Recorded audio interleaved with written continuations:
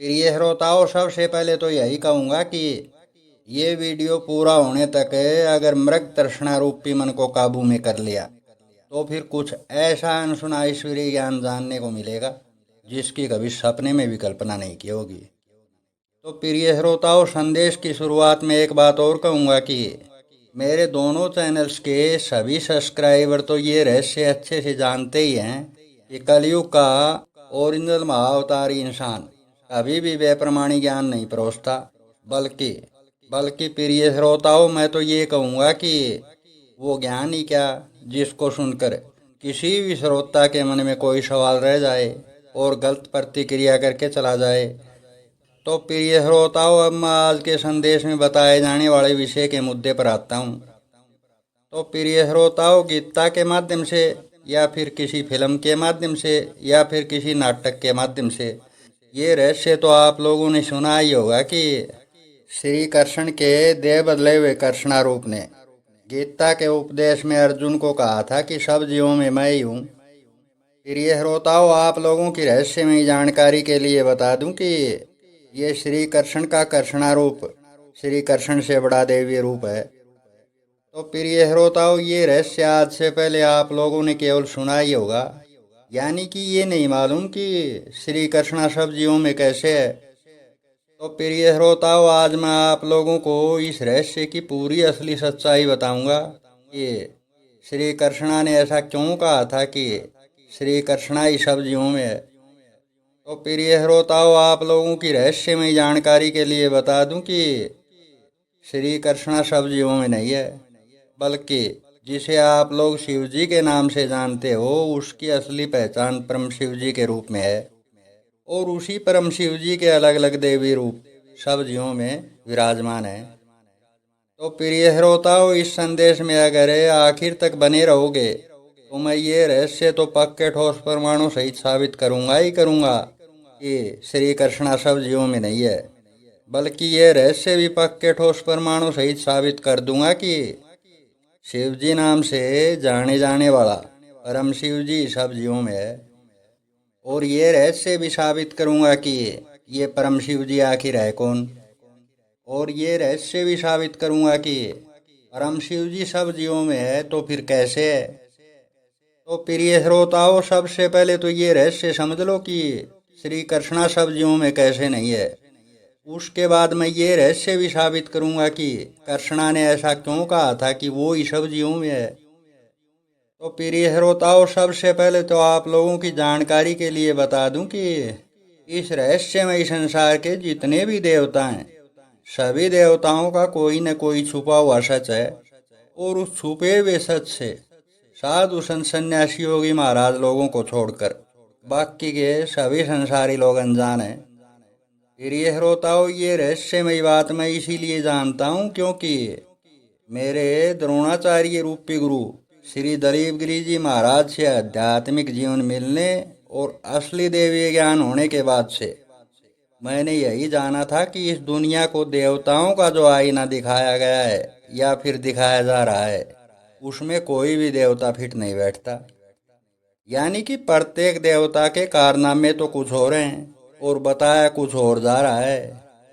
यानी कि प्रिय श्रोताओं, जो दिख रहा है वो है नहीं और जो है नहीं वो दिखाया जा रहा है। तो प्रिय श्रोताओं, अब ये रहस्य जान लो कि श्री कृष्णा सब जीवों में कैसे नहीं है।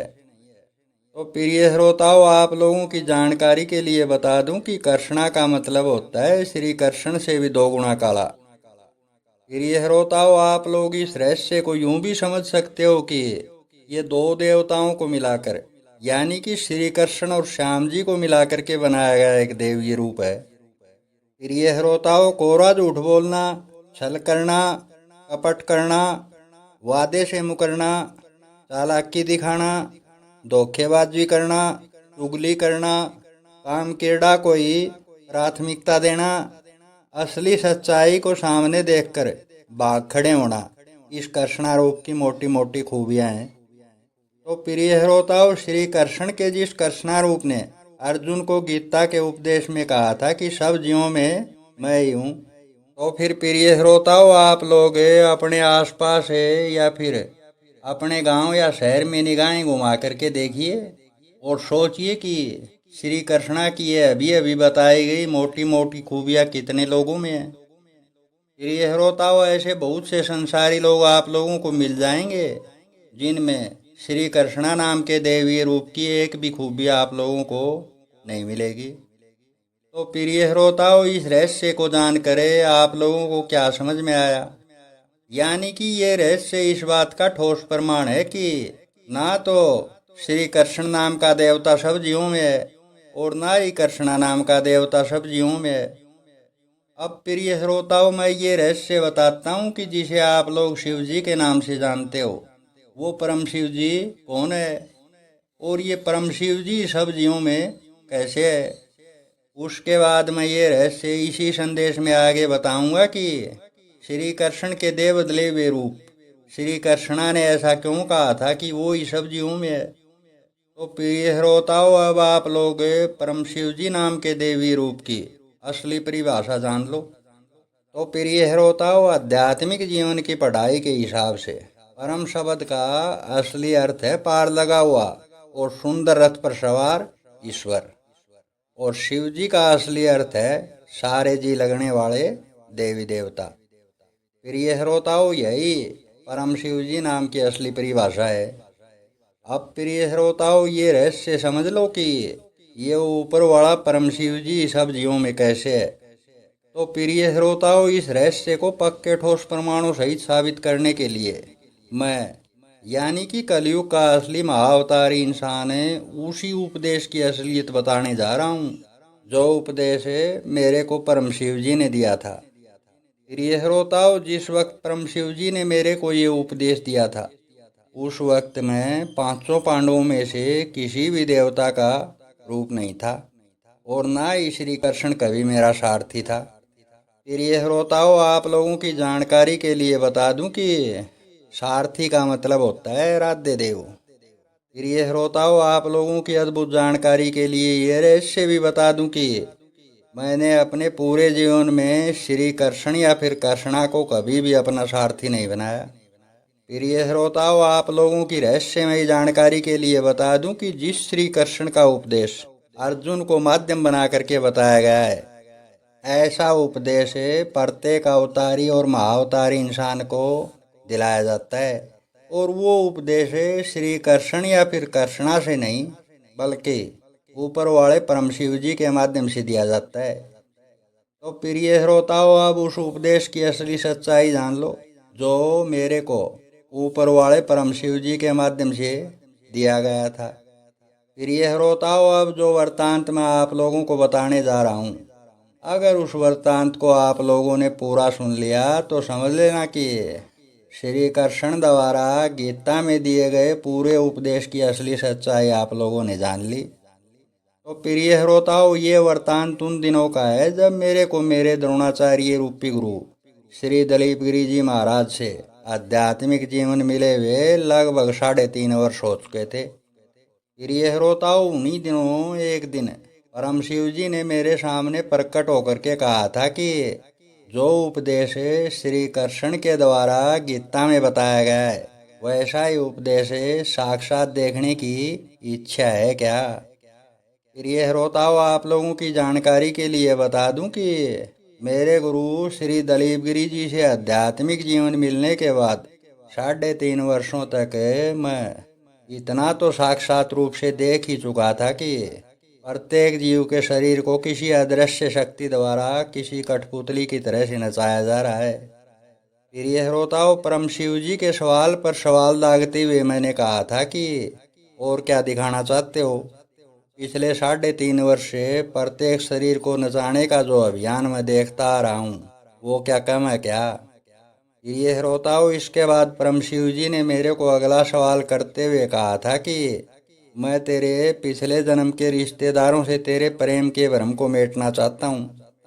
प्रिय श्रोताओं, आप लोगों की जानकारी के लिए बता दूं कि ऊपर वाला परम शिव जी मेरे पिछले जन्म के रिश्तेदार उन्हीं लोगों को बता रहा था जो लोग आध्यात्मिक गुरु से आध्यात्मिक जीवन मिलने से पहले के मेरे रिश्तेदार थे। प्रिय श्रोताओं, आप लोगों की रहस्यमय जानकारी के लिए बता दूं कि परम शिव जी के द्वारा चाहे कोई व्यक्ति विशेष लिखावट देकर पैदा किया गया इंसान हो, या फिर एक वक्त में एक सबसे बड़ी लिखावट देकर के पैदा किया गया इंसान हो, या फिर मेरी तरह से एक वक्त में एक सबसे बड़ी महालिखावट देकर के पैदा किया गया इंसान हो, ऐसे किसी भी इंसान को जब आध्यात्मिक गुरु से 32 से 33 वाले जीवन में प्रवेश करवाया जाता है, तो फिर यानी कि आध्यात्मिक जीवन में प्रवेश करवाया जाता है, तो फिर ऐसे इंसान की आयु चाहे 6 वर्ष हो, या फिर 20 वर्ष हो, या फिर 30 वर्ष हो,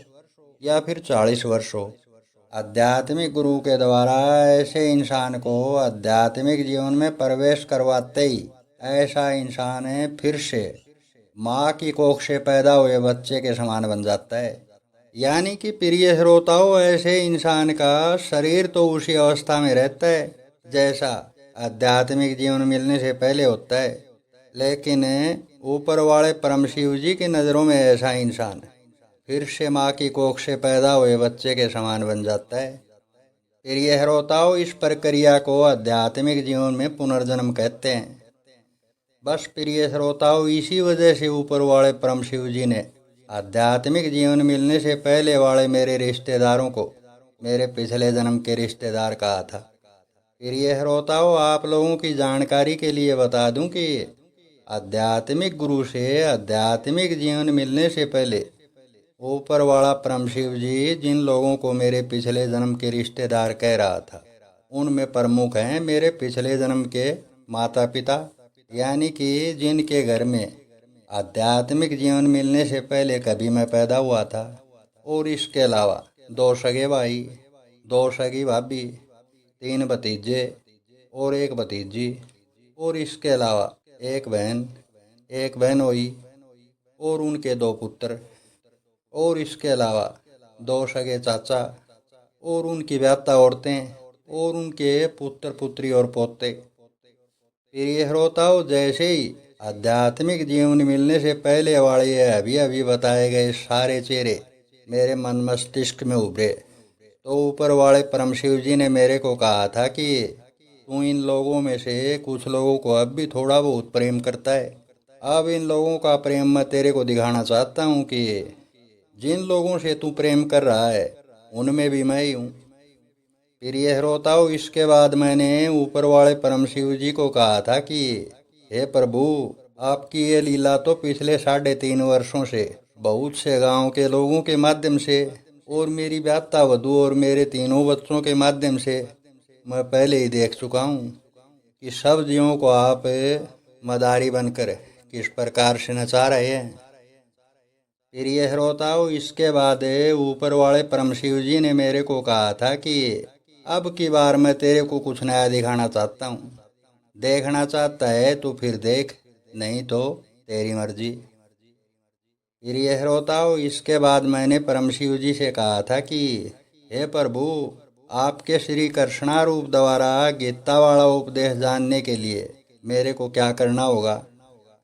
प्रिय श्रोताओं, इसके बाद तुरंत ही लगभग 6 साल का मेरा पुत्र मेरे पास आया और उसने मेरे पास आते ही मेरे को कहा था कि पापा, आप परचून की दुकान कर लो।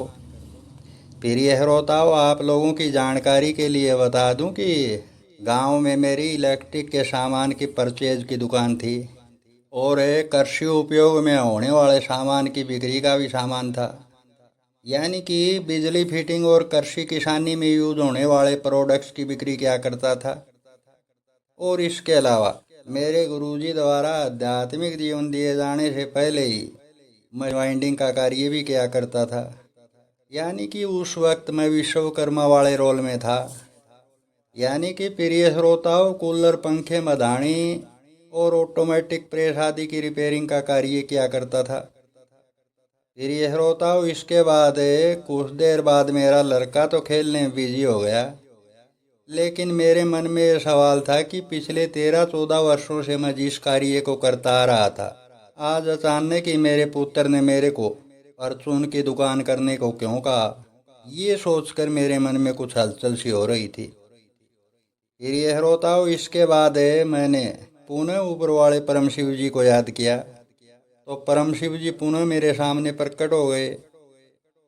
फिर यह रोताओ, इसके बाद मैंने परम शिव जी से सवाल करके कहा था कि ये मेरा पुत्र क्या कह रहा है, आप इस विषय पर कुछ प्रकाश डालेंगे क्या। फिर यह रोताओ, इसके बाद परम शिव जी ने मेरे को कहा था कि तेरे लड़के के शरीर से मैं ही बोल रहा हूँ, और मैंने ही तेरे को गीता के उपदेश की असल सच्चाई दिखाने के लिए परचून की दुकान करने को कहा है।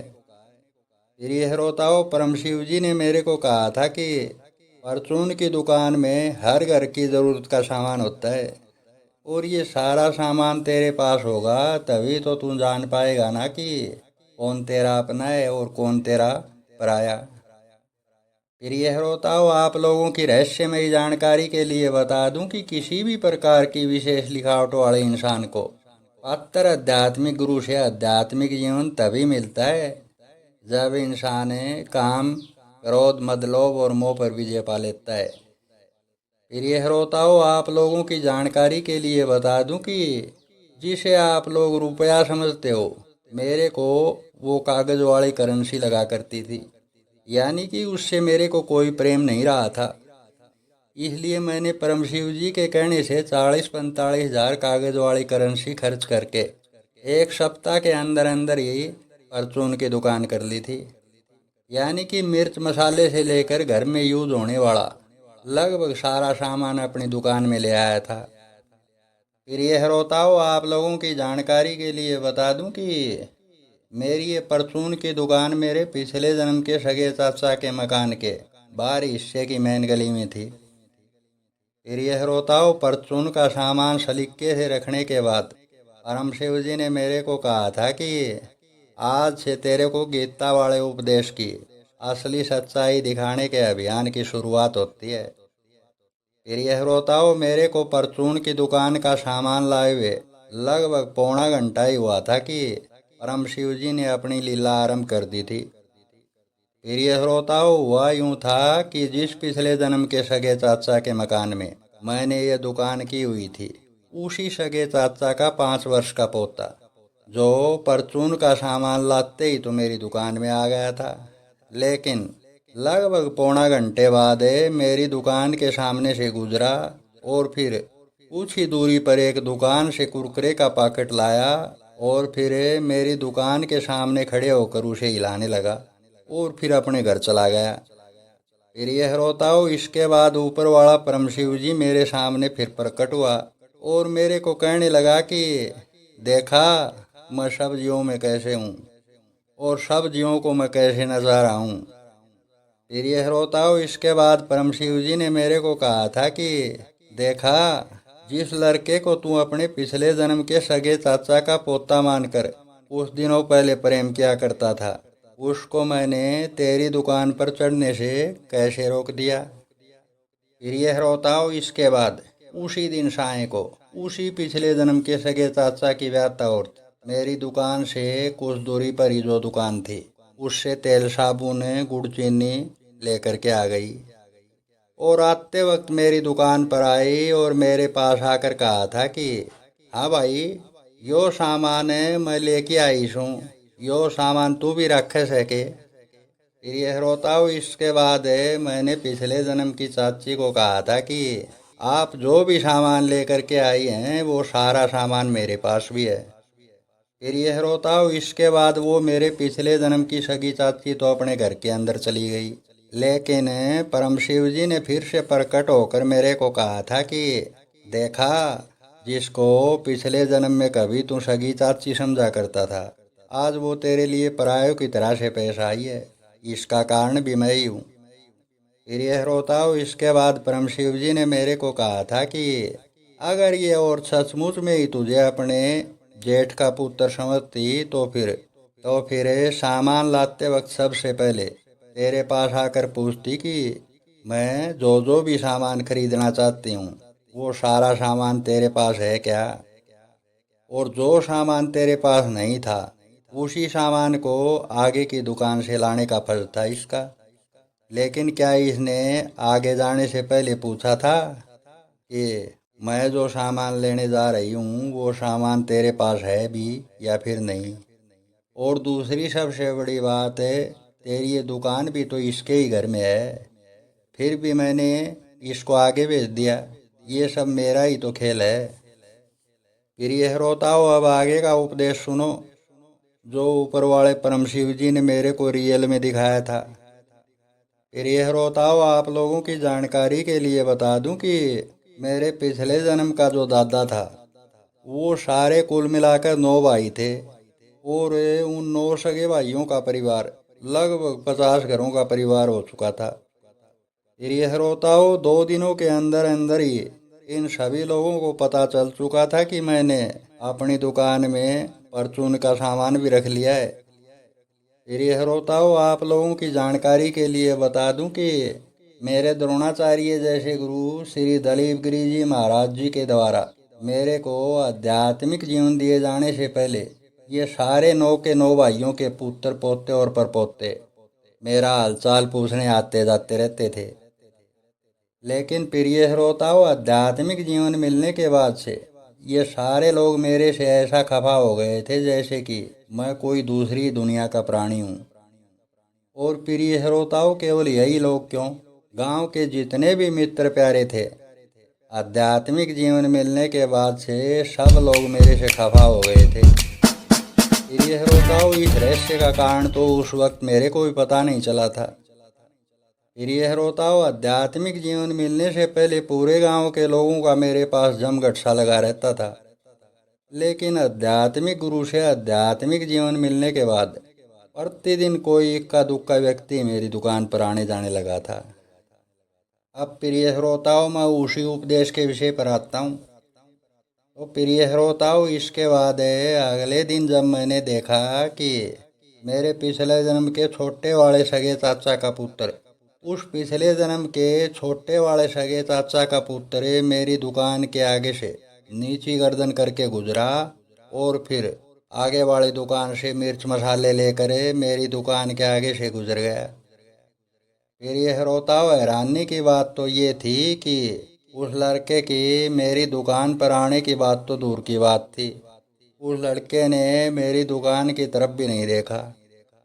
फिर ये श्रोताओं, आप लोगों की जानकारी के लिए बता दूं कि ये लड़का स्कूल की छुट्टी होने के बाद प्रतिदिन मेरी दुकान में आकर के एलईडी चला करके क्रिकेट मैच देखा करता था। लेकिन जैसे ही मैं परचून की दुकान का सामान लेकर के आया था, उसी दिन से इस लड़के ने मेरी दुकान पर आना जाना छोड़ दिया था। फिर ये श्रोताओं, इसके बाद इस लड़के के मेरी दुकान के आगे से गुजरने के बाद परम शिव जी ने फिर से प्रकट होकर के मेरे को कहा था कि देखा, कौन व्यक्ति किससे प्रेम करता है ये सब मैं ही तय करता हूँ। फिर ये श्रोताओं, इसके बाद उसी दिन साय को मेरे पिछले जन्म का मेरे से नाते में जो सगा बड़ा भाई था, उसका 14 वर्ष का लड़का मेरी दुकान के आगे से नीची गर्दन करके गुजरा और आगे वाली दुकान से सर्फ और साबुन वगैरह लेकर के आ गया, और फिर से मेरी दुकान के आगे से नीची गर्दन करके चला गया। फिर यह श्रोताओं, इसके बाद परम शिव जी ने फिर से मेरे सामने प्रकट होकर के कहा था कि देखा, जिसे तू अपने पिछले जन्म के सगे भाई का लड़का समझा करता था, उसको मैंने तेरी दुकान की तरफ देखने भी नहीं दिया। फिर यह श्रोताओं, आप लोगों की अद्भुत जानकारी के लिए बता दूं कि मेरे पिछले जन्म का एक और सगा भाई है, उसकी व्याख्या औरतें और दोनों लड़के कभी भी मेरी दुकान पर सामान लेने नहीं गए। फिर ये श्रोताओं, उनको जब भी सामान की आवश्यकता होती थी तो फिर मेरे तीनों बच्चों में से किसी को पैसे दे करके कहते थे कि हमें सामान ला करके दे दो। फिर ये श्रोताओं, ऐसा भी सिर्फ इसीलिए था क्योंकि मेरे पिछले जन्म का सबसे बड़ा सगा भाई और मैं दोनों एक ही घर में रहते थे, यानी कि खाने के लिए सिर्फ भोजन ही अलग अलग जगह बनता था, बल्कि दोनों के घर के बीच में कोई दीवार नहीं थी। फिर ये श्रोताओं, अब आगे की सुनो। फिर ये श्रोताओं, इसके बाद परम शिव जी ने मेरे को कहा था कि कल मैं तेरे को गीता वाले ज्ञान का वो पाठ पढ़ाऊंगा जिसकी तूने कभी सपने में भी कल्पना नहीं की होगी। फिर ये श्रोताओं, इसके बाद दूसरा दिन भी आ गया। फिर ये श्रोताओ, इसके बाद दूसरे दिन परम शिव जी ने फिर से मेरे सामने प्रकट होकर कहा था कि जो हर नारायण हेडमास्टर जी पिछले जन्म में कभी तेरा पिता था, आज मैं उसी इंसान के जरिए तेरे को कुछ अलग से दिखाऊंगा। फिर ये श्रोताओं, परम शिव जी की और मेरी वार्ता चल ही रही थी कि उसी वक्त मेरे पिछले जन्म का पिता श्री हरनारायण जी मेरी दुकान के आगे से गुजरा और कुछ ही दूरी पर खड़े एक मोटरसाइकिल वाले से मूंगफली गिरी का 1 केजी का पैकेट खरीद लाया और फिर आते वक्त मेरी दुकान पर आकर मूंगफली गिरी के पैकेट को काउंटर पर रख कर मेरे से पूछने लगा कि देख, 95 रुपये का लाया हूँ, ठीक ले आया क्या। फिर ये श्रोताओ, इसके बाद मैंने अपने पिछले जन्म के पिताजी श्री हरनारायण जी से कहा था कि आप इसको 95 रुपये का लेकर के आए हो, मैं तो इसी पैकेट को 85 रुपये का बेचता हूँ। बस थोड़ी ही देर पहले इसी व्यक्ति से मैंने भी कुछ अलग अलग प्रकार के प्रोडक्ट खरीदे थे। फिर ये श्रोताओ, इसके बाद श्री हरनारायण जी यानी कि मेरे पिछले जन्म के पिताजी ने मेरे को कहा था कि मेरे को तो पता नहीं था कि तू भी ये पैकेट रखता है, नहीं तो मैं यहीं से ना ले लेता। अब फिर ये श्रोताओ जरा सोचिए, आध्यात्मिक गुरु से आध्यात्मिक जीवन मिलने के बाद भी जो हरनारायण जी मेरे को अपना पुत्र समझता था और घर पर मेरे साथ ही रहता था, उस इंसान को भी उस ऊपर वाले परम शिव जी ने मन की सोच बदल कर मेरी दुकान पर चढ़ने से रोक दिया, तो फिर आप लोग ये कैसे सोच सकते हो कि आप लोग अपने कार्य अपनी मनमर्जी से कर रहे हो। फिर ये श्रोताओ, आप लोगों की जानकारी के लिए बता दूं कि परम शिव जी का उपदेश जानने के लिए ये दुकान तो मैंने लगभग 6 महीने ही की थी, लेकिन इस अवधि के दौरान मेरे पिछले जन्म के दादा के 9 भाइयों के परिवार में एक भी व्यक्ति मेरी दुकान पर नहीं चढ़ा था। और साथ ही साथ ये बात भी बता दूं कि इन सब लोगों के साथ मेरा कभी भी कोई मनमुटाव नहीं रहा था। फिर ये श्रोताओं, अगर ये बताया गया पूरा उपदेश अगर किसी को बकवास लग रहा है तो फिर हरियाणा प्रांत, जिला भिवानी, तहसील लोहारू, गांव कुड़ल में आ जाओ। हरनारायण जी हेडमास्टर जी का घर पूछ लेना, वहीं पर मैं रह रहा हूँ और वहीं पर ये बताए गए सारे लोग भी आप लोगों को मिल जाएंगे। इन्हीं से पूछ लेना कि उपदेश में जो जो भी बातें बताई गई है वो सब हुई थी या फिर नहीं। यानी कि ये पिछले जन्म के बताए गए सारे रिश्तेदारों में से कोई भी व्यक्ति मेरी दुकान पर चढ़ा था या फिर नहीं। फिर ये श्रोताओं, संदेश में आखिर तक बने रहिए। अभी तो मैं ऐसे ऐसे रहस्य बताने वाला हूँ जिनको सुनकर आप लोग घोर आश्चर्य व्यक्त करोगे। फिर ये श्रोताओं, श्री हरनारायण जी के वहाँ से जाते ही ऊपर वाला परम शिव जी फिर से मेरे सामने प्रकट हो गया और अपने चेहरे पर कुटिल सी मुस्कान ला करके मेरे से कहने लगा था कि देखा, जिस हरनारायण के मास्टरमाइंड का गुणगान पूरे जिले के प्रत्येक गांव का कोई न कोई व्यक्ति करता आ रहा है, आज मैंने उसके दिमाग की वाट लगा करके रख दी। फिर यह श्रोताओं, इसके बाद परम शिव जी ने मेरे को कहा था कि कुछ आया समझ में कि मैं सब जीवों में कैसे हूँ। फिर ये श्रोताओं, इसके बाद मैंने ऊपर वाले परम शिव जी को कहा था कि हाँ, मेरे को समझ में आ गया प्रभु कि आप सब जीवों में कैसे हो। फिर ये श्रोताओं, इसके बाद परम शिव जी ने मेरे को कहा था कि तो फिर बता कि मैं सब जीवों में कैसे हूँ। फिर ये श्रोताओं, इसके बाद मैंने परम शिव जी को कहा था कि आप अलग अलग कुख से और अलग अलग प्रकार से शरीरों की संरचना करते हो और फिर सब शरीरों में मन बनकर आप ही सोचते हो और आप ही बोलते हो। हे प्रभु, ऐसा ही है ना। फिर ये श्रोताओं, इसके बाद परम शिव जी ने मेरे को कहा था कि तूने 100% सत्य कहा है। सब जीवों का मन भी मैं ही हूँ और सब जीवों के अंदर से जो कुछ भी जिस वक्त भी बोलना होता है वो सब भी मैं ही बोलता हूँ। और केवल इतना ही नहीं, सब जीवों के अंदर से अलग अलग वक्त पर मेरे ही अलग अलग देवी रूपों के माध्यम से अलग अलग प्रकार की बीमारियां भी मैं ही फैलाता हूँ। और फिर अलग अलग प्रकार के डॉक्टरों के अंदर से जिन लोगों की बीमारियां ठीक करनी होती हैं उनको ठीक भी मैं ही करता हूँ।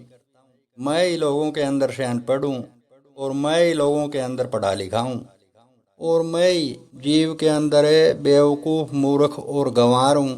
और मैं जीव के अंदर बुद्धिमान, चतुर और चालाक हूँ। और मैं जीव के अंदर स्वार्थी, धूर्त, पाखंडी, झूठा, छलिया, कपटी, बदमाश, चोर, जाल, डकैत और आतंकवादी हूँ।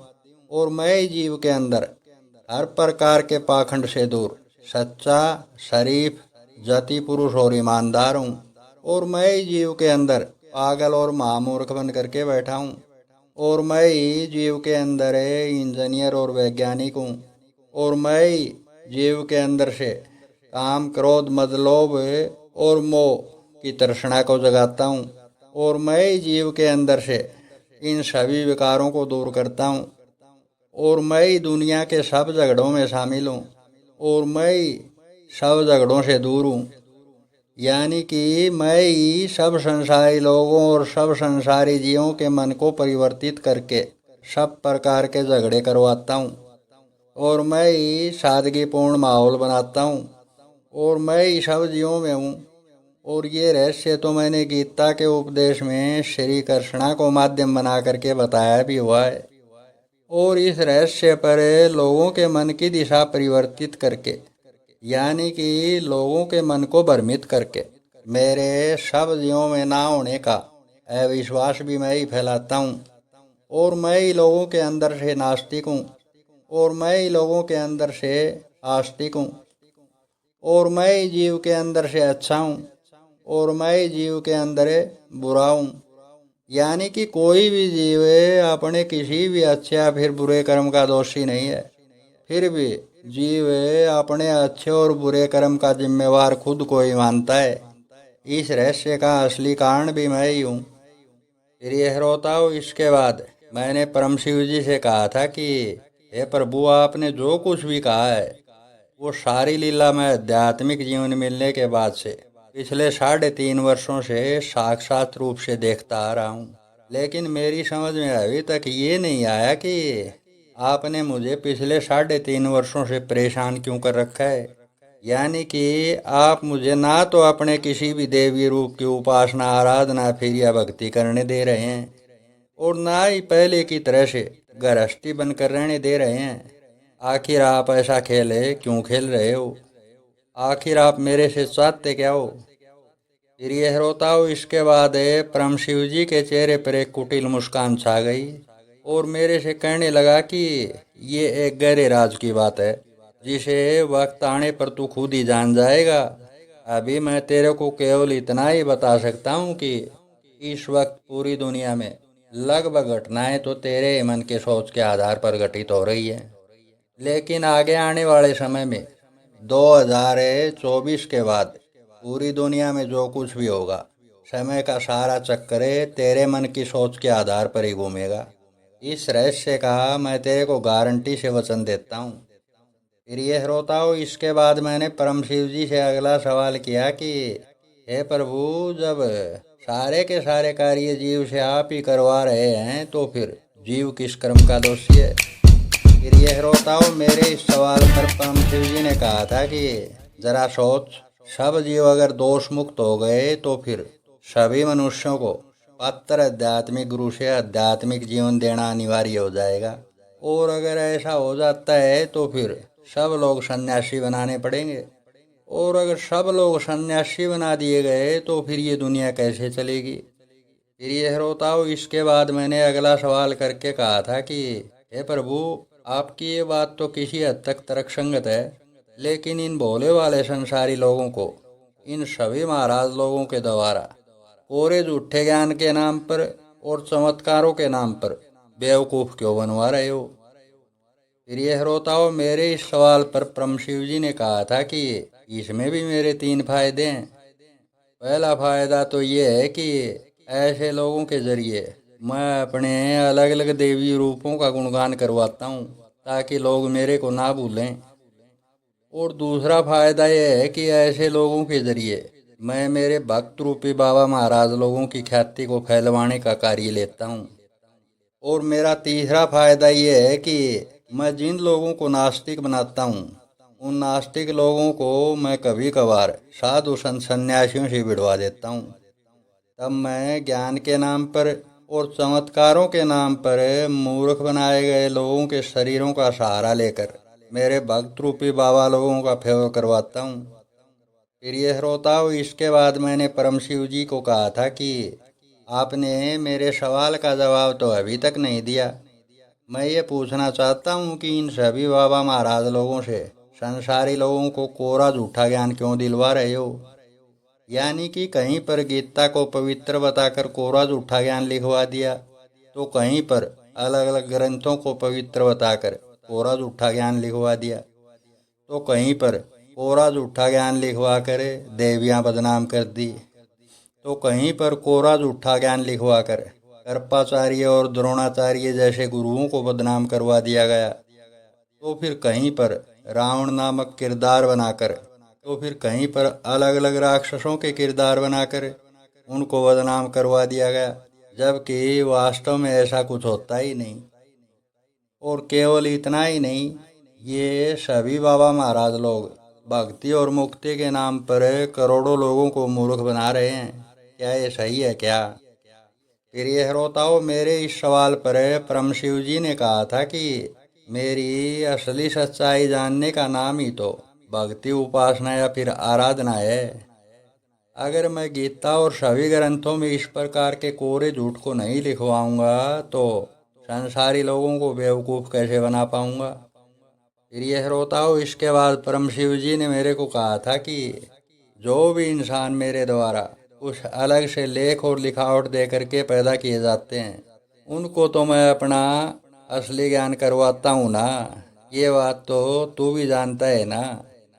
फिर ये श्रोताओं, इसके बाद परम शिव जी ने मेरे को कहा था कि जिन लोगों को मैं आवागमन के चक्कर में फंसा कर बोझा ढोने के लिए ही पैदा करता हूँ, तू ऐसे लोगों की फिक्र क्यों कर रहा है?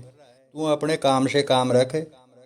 फिर ये श्रोताओं, इसके बाद मैंने परम शिव जी से अगला सवाल करके कहा था कि हे प्रभु, आप संसारी लोगों के साथ तो छल कपट, धोखा और दगाबाजी करवाते ही हो, लेकिन अवतार या फिर मेरे जैसे महाअवतारी इंसान के साथ ऐसा दोगला व्यवहार क्यों? मैंने तो आध्यात्मिक गुरु श्री दलीप गिरी जी महाराज के मेरे जीवन में आने के बाद से सारे देवी देवताओं की हर प्रकार से सेवा ही की थी। मेरे साथ ये दोगला व्यवहार क्यों? फिर ये श्रोताओं, मेरे इस सवाल पर परम शिव जी ने कहा था कि यही तो परीक्षा है। फिर ये श्रोताओं, परम शिव जी के इस जवाब पर मैंने कहा था कि हे प्रभु, क्या छल कपट, धोखा और दगाबाजी करना भी आध्यात्मिक जीवन में परीक्षा का हिस्सा है क्या? फिर ये श्रोताओं, इसके बाद मैंने परम शिव जी से एक और सवाल किया था और कहा था कि जो इंसान है आध्यात्मिक गुरु से आध्यात्मिक जीवन मिलने से पहले काम वासना वाले खेल को पूरी तरह से त्याग चुका हो, और जो इंसान केवल साधना में ही मन लगा चुका हो, क्या ऐसे इंसान को फिर से अपनी व्याता औरत के साथ काम वासना वाले खेल के लिए मजबूर करना भी आपकी आध्यात्मिक जीवन की परीक्षा का हिस्सा है क्या? फिर ये श्रोताओं, इसके बाद मैंने परम शिव जी से एक और सवाल किया था और कहा था कि निर्दोष होते हुए भी ऐसे कृत्यों, यानी कि काम वासना जैसे कृत्यों का सारा दोष कभी ऐसे इंसान के मत्थे मढ़ना, तो कभी उसकी निर्दोष व्याता औरत के मत्थे मढ़ना, तो कभी उसके निर्दोष द्रोणाचार्य जैसे गुरु पर कोरे झूठे आरोपों का ठीक रमणना भी आध्यात्मिक जीवन में आपकी परीक्षा का हिस्सा है क्या? फिर ये श्रोताओं, मेरे द्वारा पूछे गए इन तीनों सवालों पर परम शिव जी ने कोई जवाब नहीं दिया। क्यों नहीं दिया? क्योंकि प्रिय श्रोताओं, आध्यात्मिक जीवन में जिस परम शिव जी का पूरा सिस्टम ही कोरे झूठ, धोखे, छल कपट और दगाबाजी पर खड़ा किया गया हो, और जिसके मन में खोट भरा हो, ऐसा ईश्वर क्या जवाब देता? यानी कि नंगा नहाएगा क्या और निचोड़ेगा क्या? यानी कि जवाब ही नहीं था तो फिर देता क्या? फिर ये श्रोताओं, जो ईश्वर कलयुग के महाअवतारी इंसान के सवालों से ही नंगा हो गया था, फिर वो जवाब क्या देता? फिर ये श्रोताओं, इसके बाद मैंने परम शिव जी को कहा था कि तू अपने आप को भगवान या फिर ईश्वर या फिर परमात्मा या फिर अन्य सुथरे सुथरे नामों से कहलवाना पसंद करता है, तेरी परीक्षा को देखकर लगता है कि तू सबसे बड़ा शैतान है। प्रिय श्रोताओं, आप लोगों की जानकारी के लिए बता दूं कि मेरे द्रोणाचार्य रूपी गुरुजी से आध्यात्मिक जीवन मिलने के बाद से 3.5 वर्षों के टाइम में मैं परम शिव जी की राक्षसी प्रवृत्ति की परीक्षा से तंग आ चुका था। इसलिए गीता वाले उपदेश में इस परम शिव जी से आमना सामना होने के बाद मैंने अपने पिछले 3.5 वर्षों की सारी भड़ास इसके ऊपर उंडेल करके कहा था कि तेरे लिए तो ये शैतानी परीक्षा के नाम पर एक खेल हो सकती है, लेकिन तेरे को इस बात का एहसास नहीं है कि भक्ति या फिर उपासना या फिर आराधना रूपी शरीर बनाने के लिए मेरे गुरुजी को 1.5 वर्ष लग गया था। तब कहीं जाकर के मेरा शरीर और मन साधना के लायक बना था। प्रिय श्रोताओं, मैंने परम शिव जी को कहा था कि परीक्षा के नाम पर अगर तेरी शैतानी प्रवृत्ति अगले 1 वर्ष तक इसी प्रकार से चलती रही तो फिर ये मत सोचना कि मैं तेरे किसी भी देवी रूप की भक्ति रूप की गुलामी करूँगा। प्रिय श्रोताओं, इसके बाद मैंने परम शिव जी को कहा था कि अगर तू मेरे से अपने किसी भी देवी रूप की साधना करवाना चाहता है तो फिर ये सारी शैतानी हरकतें छोड़ दे और लाइन पर आ जा, नहीं तो जब मैं अपनी पर आ गया उस दिन तेरी सारी गुंडागर्दी गायब कर दूंगा। प्रिय श्रोताओं, आज उस उपदेश को लगभग 7 वर्ष से कुछ ज़्यादा का टाइम हो चुका है और लगभग 11 वर्षों के करीब मेरा आध्यात्मिक जीवन हो चुका है, लेकिन इस परम शिव जी की शैतानी परीक्षा की शैतानियाँ ज्यों की त्यों कायम है। लेकिन प्रिय श्रोताओं, उन दिनों में और आजकल के दिनों में इतना अंतर तो आ ही चुका है कि अब इस परम शिव जी के शैतानी करने वाले सारे देवी रूप मेरे आगे यानी कि कलयुग के महाअवतारी इंसान के आगे पनाह की भीख मांग रहे हैं और ये कह रहे हैं कि तू जो भी देवी रूप बनना चाहता है बन जा। लेकिन झूठे ज्ञान के प्रचार के लिए लगाए गए मेरे सभी भक्तों यानी कि झूठे ज्ञान के प्रचार के लिए लगाए गए सभी बाबा महाराज लोगों के ढोल के पोल खोलना बंद कर दे। अब प्रिय श्रोताओं, जरा सोचिए, ये कैसा भगवान ईश्वरीय परमात्मा है जिसके आगे भक्ति उपासना या फिर आराधना करने के लिए लगभग 4.5 वर्षों तक मैंने हाथ पैर जोड़कर विनती की तो फिर ये टस से मस नहीं हुआ। और जब इसके द्वारा बनाई गई पूरी दुनिया को ही खत्म करने की धमकी दी तो फिर इसकी अकड़ ढीली हो गई। फिर ये श्रोताओं, रामचंद्र के द्वारा समुंदर से आध्यात्मिक जीवन का रास्ता मांगना और फिर रास्ता न देने पर समुद्र को सुखाने का असली रहस्य यही तो था कि ये पूरी दुनिया इस परम शिव जी की नज़रों में एक समुंदर है। प्रिय श्रोताओं, आप लोगों की अद्भुत जानकारी के लिए बता दूं कि समुद्र को सुखाने जैसी धमकी रामायण नामक ग्रंथ में राम अवतार की तो यूं ही बताई गई है, यानी कि वैसी ही धमकी प्रत्येक अवतारी या फिर महाअवतारी इंसान को कभी न कभी देनी ही पड़ती है। तब कहीं जा कर के इस ऊपर वाले परम शिव जी की अकड़े कुछ ढीली पड़ती है। प्रिय श्रोताओं, आप लोगों की रहस्यमयी जानकारी के लिए ये भी बता दूं कि गीता नामक पुस्तक में जैसा उपदेश श्री कृष्णा द्वारा अर्जुन को माध्यम बना करके बताया गया है वैसा ही उपदेश प्रत्येक अवतारी और महाअवतारी इंसान को दिलाया जाता है। अब प्रिय श्रोताओं, ये रहस्य जान लो कि गीता में ऐसा क्यों लिखवाया गया कि ये उपदेश श्री कृष्णा का था। तो प्रिय श्रोताओं, ऐसा सिर्फ इसीलिए लिखवाया गया था क्योंकि अर्जुन का आराध्य देव श्री कृष्ण है, यानी कि आध्यात्मिक जीवन में जब कोई भी अवतारी या फिर महाअवतारी इंसान अर्जुन बनने वाले रास्ते पर चलता है तो उसको श्री कृष्ण को अपना आराध्य देव बनाना पड़ता है।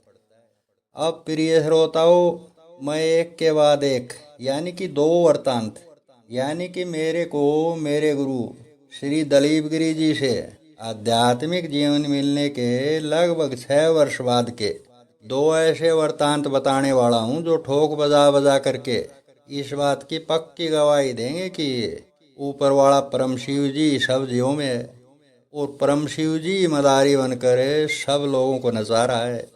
और अंदर तक घुसकर संसारी लोगों के शरीरों से खेल रहा है। फिर ये श्रोताओं, अब उन दो वृत्तांत में से पहला वृत्तांत सुनाता हूँ, जिसे सुनकर आप सभी श्रोता बहुत कुछ सोचने पर मजबूर हो जाओगे और कहोगे कि ऐसा वृत्तांत तो हमने जीवन में पहली बार ही सुना है। तो प्रिय श्रोताओं, हुआ यूं था कि मेरे को मेरे द्रोणाचार्य जैसे गुरुजी श्री दलीप गिरी जी से आध्यात्मिक जीवन मिले हुए उस वक्त लगभग 6 वर्ष के करीबी हुए थे। प्रिय श्रोताओं, उन्हीं दिनों एक दिन मेरे पिछले जन्म का बड़ा साला संदीप कुमार है और उसका सगा चाचा किसी शादी का निमंत्रण पत्र देने के लिए मेरे घर पर आए थे। प्रिय श्रोताओं, आप लोगों की जानकारी के लिए बता दूं कि ये संदीप का सगा चाचा फौज से ऑफिसर की पोस्ट पर रिटायर्ड व्यक्ति है। प्रिय श्रोताओं, जो संदीप का सगा चाचा था बल्लेराम, उसने मेरे पास आते ही मेरे साथ रिश्तेदारी फैलाना शुरू कर दिया और मेरे को कहने लगा कि जमाई जी, आपको ससुराल में आए हुए काफ़ी वर्ष हो चुके हैं, आपको शादी की शोभा बढ़ाने के लिए आना ही होगा। प्रिय श्रोताओं, बल्लेराम जी की बातें पूरी हो गई तो मैंने उससे कहा था कि आपने बोल दिया या फिर कुछ और भी बाकी है, या फिर मेरी भी कुछ सुनोगे क्या? प्रिय श्रोताओं, तब बल्लेराम जी ने कहा था कि सुनूंगा, आपकी क्यों नहीं सुनूंगा, आप तो हमारे जमाई जी हैं, अगर जमाई जी की नहीं सुनूंगा तो फिर किसकी सुनूंगा? प्रिय श्रोताओं, इसके बाद मैंने उससे कहा था कि मैं आपका 20-21 मिनट से ज़्यादा समय नहीं लूँगा, यानी कि आपने मेरे को अपना रिश्तेदार बोल ही दिया है तो फिर इतना वक्त तो आपको मेरी बातें सुननी ही होंगी। प्रिय श्रोताओं, इसके बाद मैंने उससे कहा था कि बल्लेराम जी, मैं न तो आपका जमाई हूँ और न ही आपका रिश्तेदार हूँ और न ही मैं आपके बड़े भाई श्री भगवान जी का जमाई या रिश्तेदार हूँ। प्रिय श्रोताओं, आप लोगों की जानकारी के लिए बता दूं कि ये श्री भगवान जी नाम का जो शख्स है, ये मेरे पिछले जन्म का ससुर जी है, यानी कि मेरे घर पर जो संदीप कुमार नाम का लड़का आया था उसका पिताजी है। प्रिय श्रोताओं, इसके बाद मैंने बल्लेराम जी से कहा था कि बल्लेराम जी, बस कुछ ही देर मेरी बातें सुनो, उसके बाद मैं आपके मुख से ही कहलवा दूंगा कि मैं ना तो तुम लोगों का जमाई हूँ और ना ही तुम लोगों का रिश्तेदार। ये श्रोताओं, इसके बाद मैंने उससे पूछा था कि बल्लेराम जी, आपकी कितनी लड़कियां हैं? उसने कहा था 2 हैं। मैंने कहा था दोनों की शादी भी हो चुकी है? उसने कहा था हाँ, हो चुकी है। फिर ये श्रोताओं, इसके बाद मैंने उससे कहा था कि बल्लेराम जी, आप मेरे को ये बताइए कि आपके दोनों जमाई क्या क्या कार्य करते हैं? फिर ये श्रोताओं, तब उसने कहा था कि एक मुंबई में बैंक मैनेजर की पोस्ट पर कार्यरत है और दूसरा अपना खुद का बिजनेस करके लाखों रुपए महीने कमा रहा है। फिर ये श्रोताओं, इसके बाद मैंने उससे कहा था कि बल्लेराम जी, मैं नहीं चाहता कि आपके जमाई का बिजनेस बंद हो जाए, यानी कि मैं नहीं चाहता कि मेरे कहने से आपके जमाई का बिजनेस बंद हो जाए। मैं तो आपसे केवल ये कहना चाहता हूँ कि सपोज करो कि आपके जमाई का बिजनेस फेल हो जाए और आपका जमाई घर पर रहने लग जाए और कोई कार्य भी ना करे, तो फिर आप क्या करेंगे? आपका आपके जमाई के प्रति सबसे पहला फर्ज क्या बनेगा?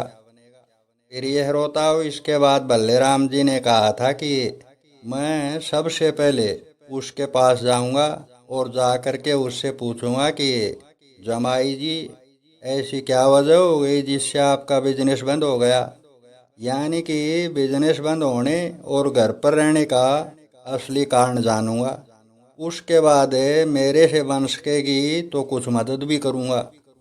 फिर ये श्रोताओं, इसके बाद मैंने बल्लेराम जी से कहा था कि श्री दलीप गिरी जी महाराज से आध्यात्मिक जीवन मिलने से पहले मैं भी तो अच्छा खासा बिजनेस कर रहा था, मेरा भी तो कार्य जोरों शोरों से चल रहा था। मेरे को श्री दलीप गिरी जी से आध्यात्मिक जीवन मिलने से पहले मैं भी तो आपके बड़े भाई का जमाई था। आपके बड़े भाई श्री भगवान जी ने तो मेरे पास आकर के कभी नहीं पूछा कि जमाई जी अचानक ही ऐसा क्या हुआ जो आपका पूरा बिजनेस ठप हो गया और अब आप घर पर क्यों रहने लगे हैं। फिर यह रोताओ इसके बाद मैंने भल्ले राम जी से कहा था कि आपके बड़े भाई ने तो अपना फर्ज आज तक नहीं निभाया और आपका बड़ा भाई क्यों, ये संदीप कुमार और इसका छोटा भाई भी तो कोई छोटे बच्चे नहीं हैं। इन्होंने भी इस विषय पर मेरे से कभी भी नहीं पूछा कि मेरा बिजनेस ठप होने का आखिर कारण क्या है। फिर यह रोताओ इसके बाद मैंने भल्ले राम जी से कहा था कि भल्ले राम जी, रिश्तेदार वो होते हैं जो सुख दुख के साथी होते हैं। आप लोग तो मेरे बातों के भी साथी नहीं रहे। फिर यह रोताओ इसके बाद मैंने उससे कहा था कि भल्ले राम जी, अब बताओ कि मैं आप लोगों का रिश्तेदार हूँ या कोई और। फिर यह रोताओ इसके बाद भल्ले राम जी ने मेरे आगे हाथ जोड़ करके कहा था कि महाराज जी, मैंने गलती में आपको रिश्तेदार बोल दिया, आप मेरे को माफ़ करें। फिर यह रोताओ इसके बाद मैंने उससे कहा था कि भल्ले राम जी, साथ ही साथ ये रहस्य भी सुनते जाओ कि आप मेरे साथ बार बार रिश्तेदारी क्यों फैला रहे थे। फिर यह रोताओ तब मैंने उससे कहा था कि भल्ले राम जी, आपके शरीर और सब संसारी जीवों के शरीरों का किसी रोबोट की भांति इस्तेमाल किया जा रहा है, यानी कि सब जीवों के पल पल के मन की सोच और बोलने की सोच ऊपर से आकाशीय तरंगों के माध्यम से तय हो रही है। और ये ऊपर वाला आप जैसे लोगों के शरीरों का इस्तेमाल करके मेरे से रिश्तेदारी इसीलिए फैलाना चाहता है ताकि मैं 6 वर्ष पहले की तरह से आपका रिश्तेदार बना रहूं और अर्श फर्श पर पड़ा रहूं, यानी ऊंचाई वाले जीवन से नीचे पड़ा रहूं। फिर यह रोताओ मेरे मुख से ये सब सुनते ही भल्ले राम ने मेरे से इस विषय पर आगे कोई और सवाल नहीं किया और तुरंत ही वहाँ से खड़ा हो गया और वहाँ से जाने की कहने लगा। तो फिर यह रोताओ भल्ले राम जी ने मेरे से इस विषय पर कोई और सवाल क्यों नहीं पूछा कि सब जीवों को रोबोट की भांति इस्तेमाल कौन कर रहा है और क्यों कर रहा है। तो फिर यह रोताओ सीधी सी बात है, सब के अंदर से बोलने वाला ऊपर वाला परम शिव जी ये बात अच्छे से जानता है कि मेरे से ज़्यादा बहस करने पर मैं इस रहस्य के भी पक्के ठोस प्रमाण दे देता कि परम शिव जी सब जीवों के अंदर से कैसे बोलता है। बस फिर ये श्रोताओं, इसी वजह से भल्ले राम जी ने इस विषय पर और कोई सवाल नहीं किया। फिर ये श्रोताओं, इसके बाद भल्ले राम जी ने अपनी जेब से 100 रुपये का नोट निकाला और मेरे पास रख करके कहा था कि महाराज जी, आपको जमाई के नाते ना सही, लेकिन आप महाराज जी के नाते तो शादी का निमंत्रण स्वीकार करें। फिर यह रोताओ इतना कहने के बाद संदीप कुमार और भल्ले राम जी वहाँ से अपने घर के लिए चले गए। फिर यह रोताओ अब वो दूसरा वृतांत और सुन लो, जिसको सुनकर आप लोग वाकई में ये बात मानने पर मजबूर हो जाओगे कि वास्तव में ही सभी शरीरों को रोबोट के भांति इस्तेमाल किया जा रहा है। फिर यह रोताओ ये वृतांत पहले वृतांत से कुछ महीने पहले का है। फिर यह रोताओ हुआ यूं था कि श्री दलीप गिरी जी महाराज जी से आध्यात्मिक जीवन मिलने के बाद शुरुआत के पहले 3 वर्षों में मैं लगभग सारे बड़े देवताओं का देवीय रूप बनकर आध्यात्मिक जीवन पथ पर चलकर देख चुका था। फिर यह रोताओ आध्यात्मिक जीवन में इसे आध्यात्मिक जीवन के अलग अलग रास्तों का एक्सपेरिमेंट करना कहते हैं। फिर यह रोताओ आध्यात्मिक जीवन मिले हुए मेरे को लगभग 3.5 वर्ष हो चुके थे।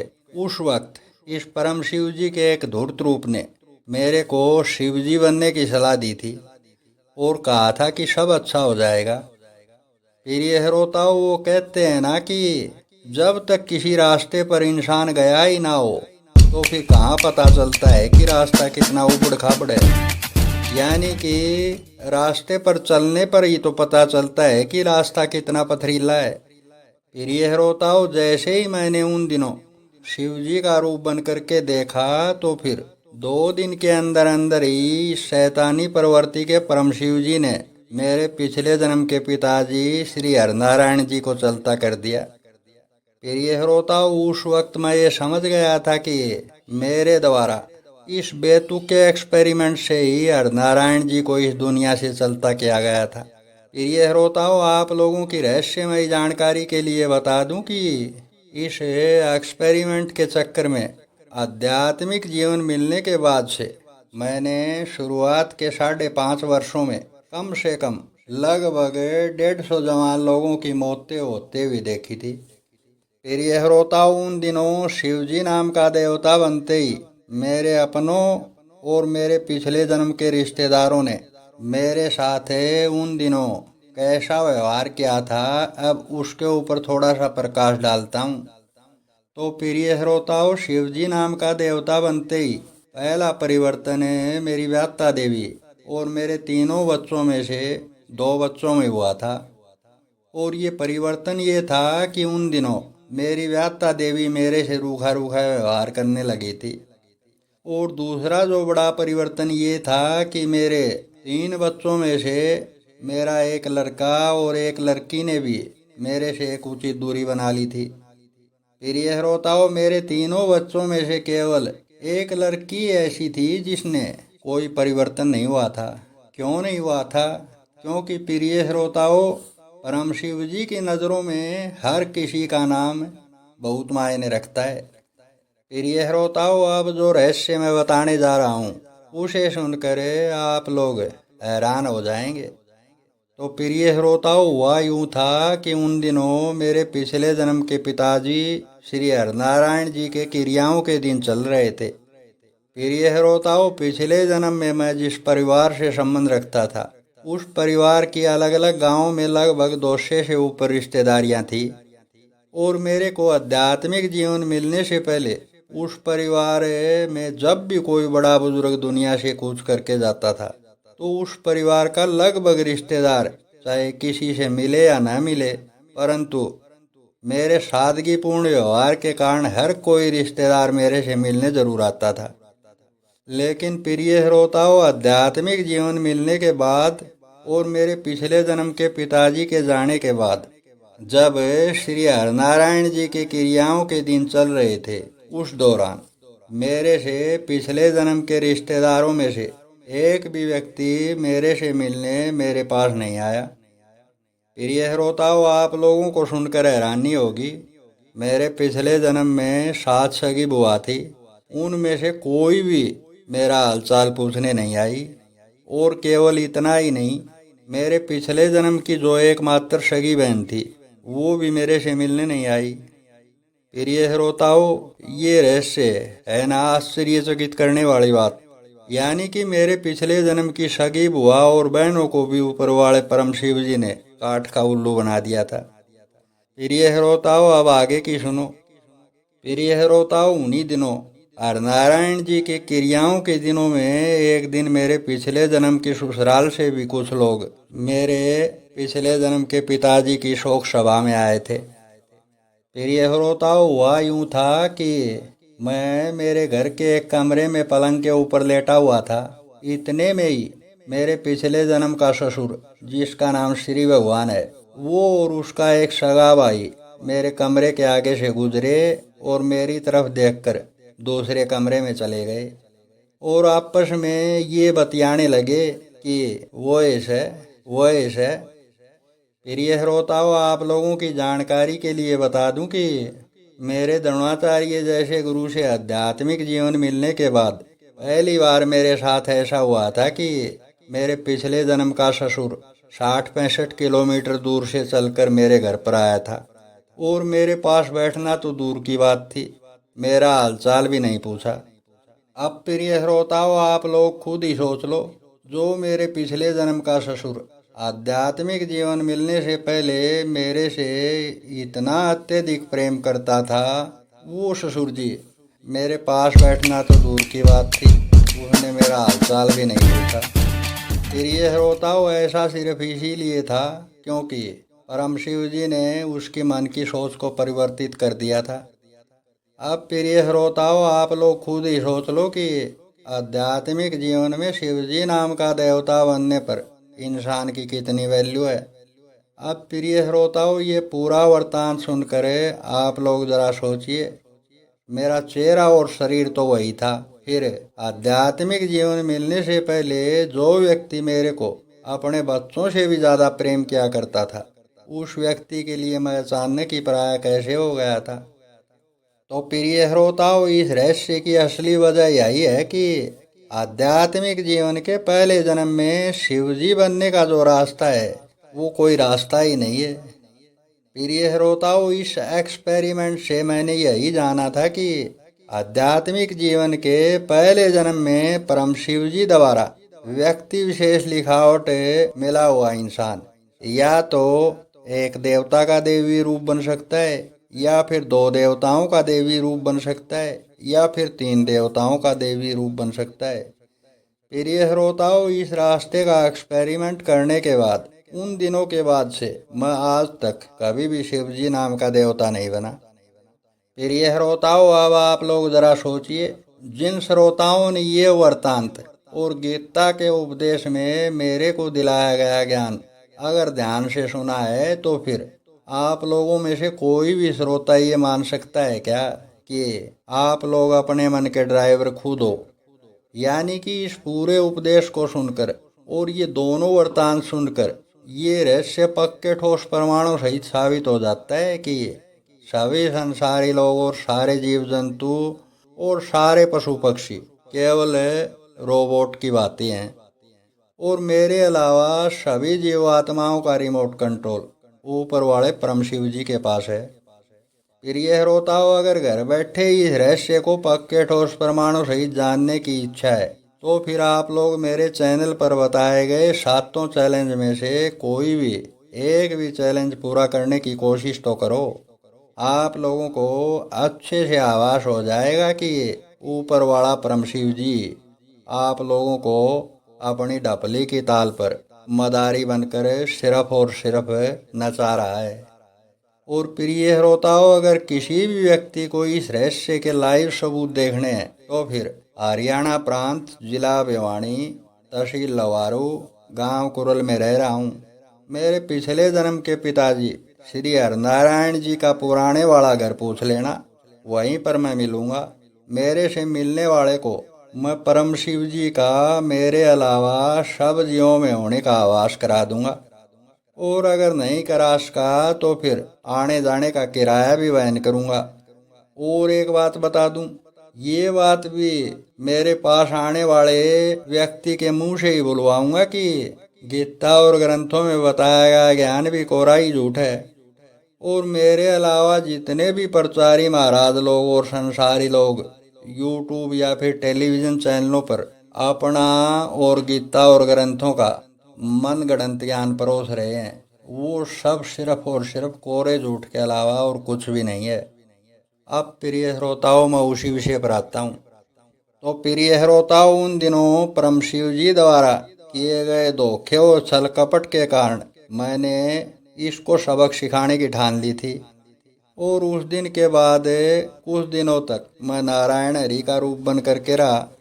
प्रिय श्रोताओं, नारायण हरि का रूप बनने के बाद मैंने देखा कि कुछ दिनों के अंदर ही कोरोना नाम की बीमारी ने पूरी दुनिया में अपने पैर पसार लिए थे। प्रिय श्रोताओं, इसके बाद मैंने एक ऐसा देवी रूप धारण किया जिसने परम शिव जी के सिस्टम को हिला करके रख दिया है, और वो देवी रूप है माया का।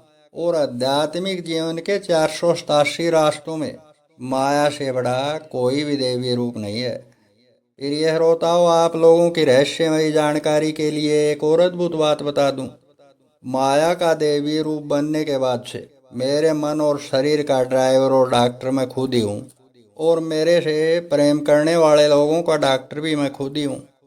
तो प्रिय श्रोताओं, संदेश अब काफ़ी बड़ा बन चुका है, इसलिए इस संदेश के आखिर में यही कहूँगा कि इस वीडियो को अधिक से अधिक संसारी लोगों को शेयर करो, ताकि बाकी के संसारी लोग भी जान सकें कि श्री कृष्णा को माध्यम बनाकर दिए जाने वाले गीता के उपदेश की असली सच्चाई आखिर है क्या।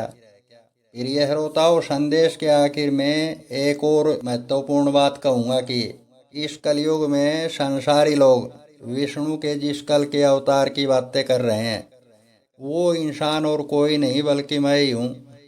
और ये रहस्य एक बार फिर से बता देता हूँ कि मैं ना तो किसी राक्षस बनने वाले रास्ते पर हूँ और ना ही मैं दशरथ के चारों पुत्र बनने वाले रास्ते पर हूँ।